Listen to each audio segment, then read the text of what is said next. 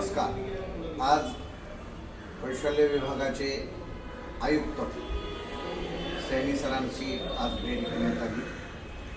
त्यांच्या कार्यव्यापामुळे आनंद माळी सरांसोबत चर्चा झाली आणि आनंद माळी सरांनी आज 2-3 अधिकाऱ्यांना बोलावून घेतलं होतं। विषय होता की आपला 2-3 महिन्याचा जो पेमेंट जो थांबलेला आहे तो पेमेंट केव्हा होणार याविषयी त्यांनी मंत्रालयात वगैरे इथल्या सगळ्या गोष्टी डिस्कस झाल्या आणि आज 130 कोटी रुपये मंत्रालयातून